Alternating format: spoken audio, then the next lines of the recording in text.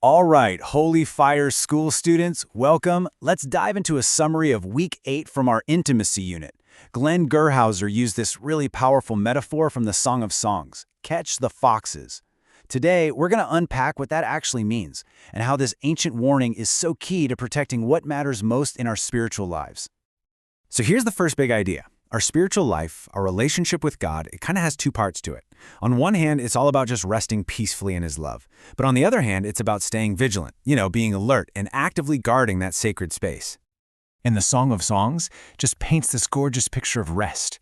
It describes our bridegroom like a protective tree. We can just sit in His shade, totally safe, and enjoy the sweet fruit that He provides. It's a place of pure delight. But then the poem kind of shifts gears and hits us with a warning. Our vineyard, that special place of intimacy and fruitfulness with God, is under threat. And this really drives home the need for that second part of our relationship, vigilance. Okay, so what exactly are these little foxes? According to the lectures this week, figuring out what these subtle threats are is the absolute first step.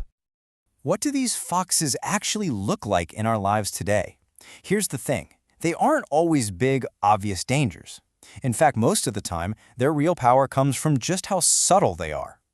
If you think about the nature of an actual fox, it gives you a perfect mental picture. They're sly, right?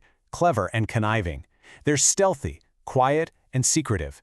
They can even be seductive, looking appealing, but being totally deceptive.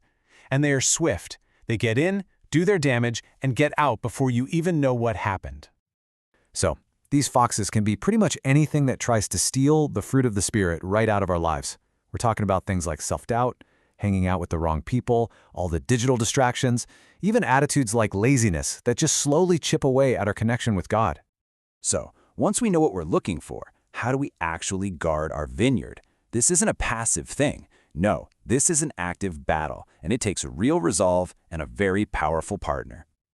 For a powerful model of this kind of resolve, we looked at the story of a man from 1 Kings named Naboth and his vineyard.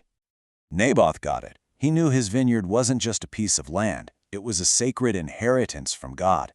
So when King Ahab, the most powerful man in the kingdom, tried to take it, he stood his ground. His answer wasn't just no, it was the Lord forbid it. He guarded that inheritance with absolutely everything he had, and it ultimately cost him his life.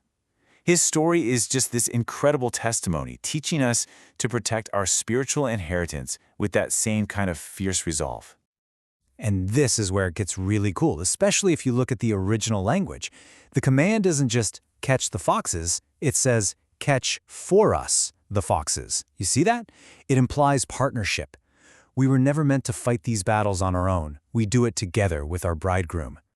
So just how effective can this partnership be?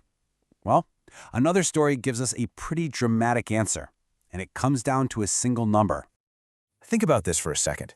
Catching one fox would be hard enough. Samson caught 300. Now, there's no way he could do that on his own. He was only able to do it because he was empowered by the Holy Spirit, which just goes to show us that, with God's strength, we really can overcome any threat to our vineyard. But sometimes, let's be honest, the threat doesn't feel like a little fox. Sometimes it feels more like a roaring lion. What are we supposed to do then?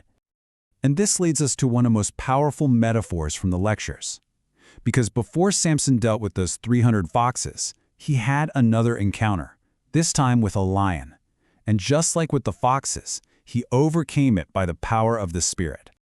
But the story doesn't stop there. Sometime later, when he went back to the place where he won that battle, he found something absolutely incredible and totally unexpected inside the body of his defeated enemy. This whole experience led Samson to create a riddle, and that riddle contains a profound spiritual truth. Out of the thing that came to eat him came something to eat. Out of the strong enemy came something sweet.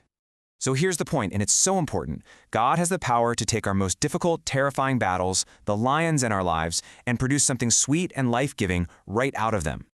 And that is the promise for us too. When we face our trials with God, they can become the source of our most powerful testimonies. As they say, no test, no testimony. The very thing that tried to destroy you can become nourishment for others. So how does all of this come together? We guard the vineyard, we fight the foxes and the lions, for one simple reason, to protect the fruit. And what is that spiritual fruit? Well, it's the very character of God being expressed through our lives. This is what the foxes are after. They're trying to steal your love, your joy, your peace. This brings us to your midterm assignment, which is something we can all do, really. We're going to become fruit pickers. The goal is to search through the Song of Songs and see where you can find each of these 9 qualities hidden in the text. Because, in the end, it's not just about defense, is it? The goal isn't just an empty, protected vineyard. It's a fruitful one. And that leaves us with a really critical question to think about. What little foxes are we ignoring, and what fruit might we be losing because of it?